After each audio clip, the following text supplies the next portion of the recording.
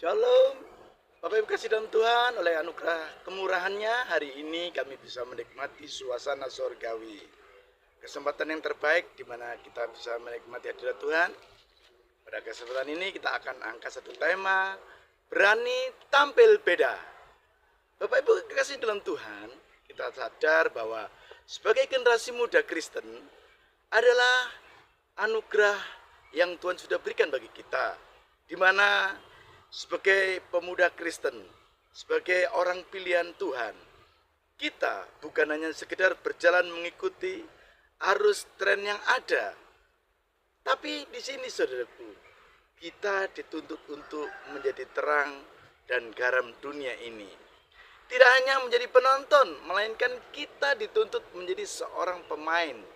Untuk itu saudaraku, demi membawa perubahan yang positif, kita akan tampil beda dan bukan sekedar pilihan, melainkan sebuah panggilan untuk kemuliaan nama Tuhan. Kekasih dalam Tuhan, hari ini saya akan baca di firman Tuhan di dalam Yohanes 15 ayat 18. Demikianlah bunyi firman Tuhan.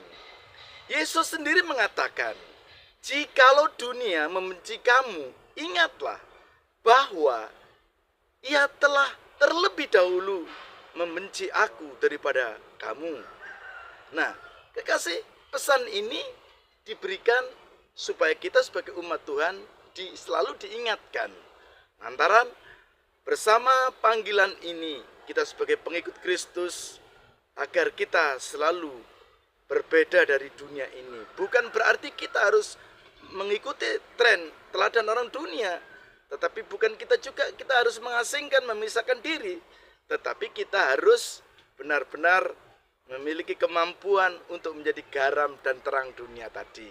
Nah, kekasih, bagaimana caranya kita hari ini mau belajar agar kita berani tampil beda jika dibanding dengan orang dunia ini?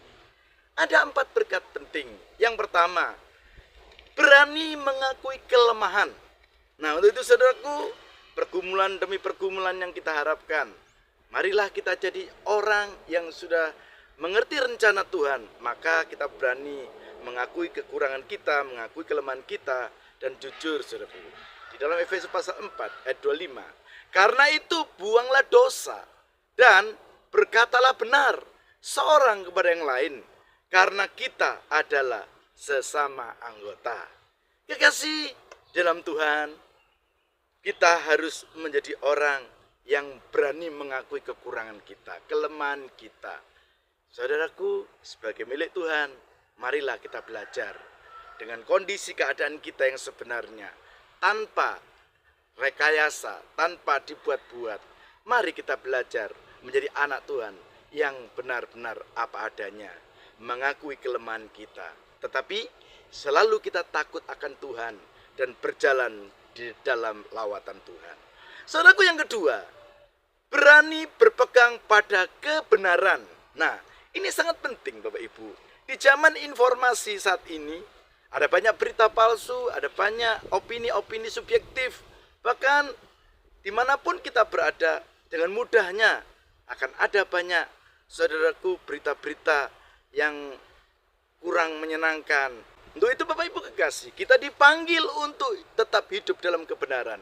Kita dipanggil untuk menjadi soko guru, menjadi teladan, menjadi satu hal-hal yang baik, supaya dalam hal ini kita boleh merasa keteladanan itu benar-benar nyata. Bapak Ibu kekasih saudaraku yang kami muliakan, firman Tuhan dalam 1 Yohanes pasal 2 ayat 24 mengatakan, "Dan kamu, apa yang telah kamu dengar dari mulanya, itu harus tetap tinggal di dalam kamu."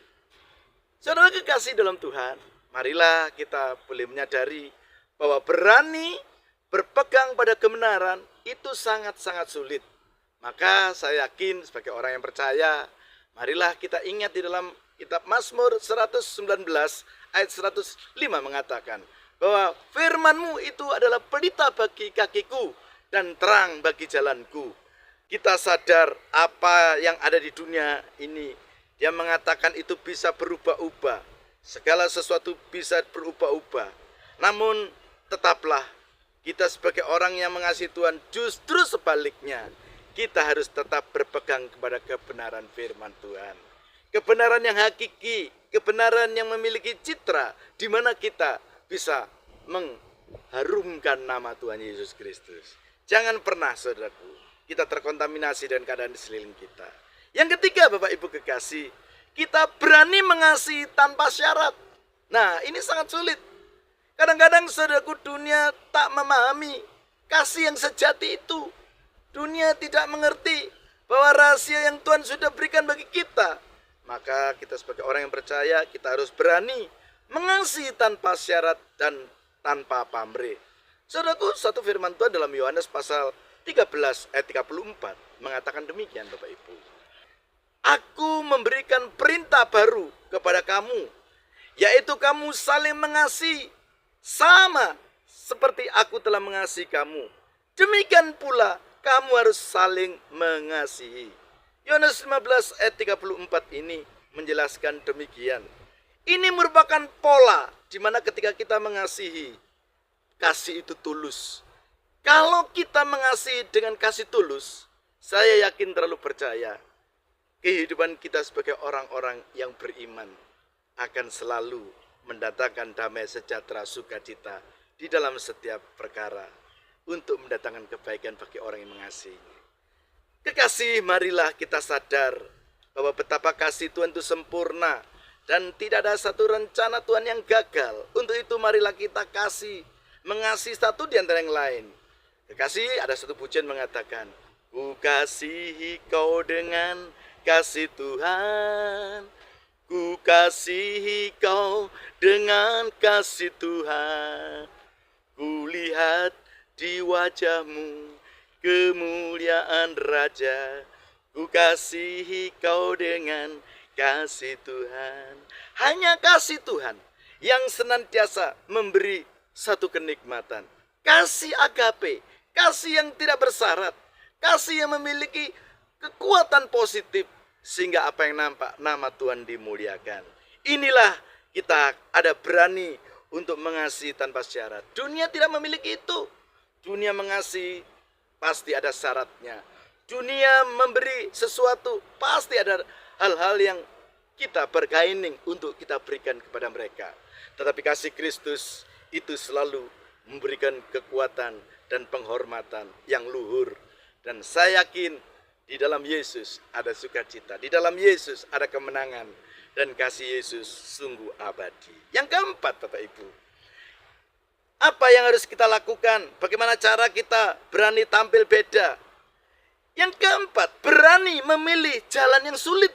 Nah, ini penting, saudaraku. Berani, saudaraku, memilih jalan yang sulit. Saudaraku, kadang di jalan benar-benar bukanlah jalan yang paling mudah, ya. Ada banyak kita sebagai orang-orang beranilah mengambil keputusan sesuai dengan apa yang ditetapkan oleh kebenaran Alkitab, kebenaran firman Tuhan. Maka di sini, saudaraku, haruslah kita memiliki iman percaya meskipun kita ini banyak tantangan rintangan. Maka Tuhan menuntut kita supaya mari kita sebagai umatnya belajar mentaati kebenaran firman Tuhan. Walaupun keadaan sulit, saudaraku, apa yang sulit itu diminta oleh Tuhan sebagai rasa hormat, sebagai rasa kasih kita kepada Tuhan. Dan percayalah Bapak Ibu kekasih, di sini Tuhan menetapkan dalam Matius pasal 7 ayat 14 mengatakan begini. Karena sesaklah pintu dan sempitlah jalan yang menuju kepada kehidupan, dan sedikit orang yang mendapatinya. Saudaraku, di dalam dunia ini ada dua jalan. Ada jalan yang sempit dan ada jalan yang lebar. Bapak Ibu kekasih, ada banyak orang yang memilih jalan yang lebar. Jalan yang lebar kita bisa bicara tentang hal-hal kita bisa bebas untuk melakukan apa aja, ya. Bebas melakukan tindakan, bisnis bebas, usaha bebas. Semua yang kita lakukan itu seperti orang dunia. Dunia tipu menipu, kita ikut tipu menipu. Dunia melakukan bisnis yang sebagaimana tidak kita ketahui, semua bisa kita lakukan. Tetapi jalan yang sempit itu jalan yang menuju ke rumah Bapa di surga. Ketika kita berjalan di dalam jalan yang sempit, ada aturan, ada permainan yang harusnya kita akan lalui. Maka itu ada rambu-rambu di mana kita harus bisa melakukannya. Saudara-saudaraku yang kekasih, Bapak Ibu yang kami muliakan, jalan yang sempit susah dicari. Jalan yang sempit, sesaklah jalan itu. Dengan jalan yang sempit engkau akan bertemu dengan Yesus, ya. Dengan jalan yang sempit engkau akan pergi ke rumah Bapa di surga. Ada melakukan firman Tuhan. Kita renungkan siang dan malam dan kita aplikasikan firman itu. Kadang kita berat untuk melakukan firman, tetapi di dalam jalan sempit ini ada berkat upaya yang menanti. Ada satu kesanggupan kita untuk memperoleh situasi yang kita katakan bahwa hati yang gembira adalah obat, ya. Tetapi semangat yang patah mengeringkan tulang. Saudara, mari kita berjalan sesuai rencana Tuhan. Mari jadilah hidup kita menjadi orang yang selalu tampil beda. Saudaraku, ada 4 hal pokok penting. Bagaimana cara kita berani tampil beda? Yang pertama, berani mengakui kelemahan kita. Yang kedua, berani berpegang pada kebenaran. Yang ketiga, berani mengasihi tanpa syarat. Dan yang terakhir, berani memilih jalan yang sulit. Kekasih dalam Tuhan, itulah berkat firman Tuhan pada hari ini. Dan percayalah, apa yang Tuhan sudah taruh tidak akan pernah kembali dengan sia-sia. Dalam damai sukacita Allah, dalam nama Tuhan Yesus Kristus. Amin.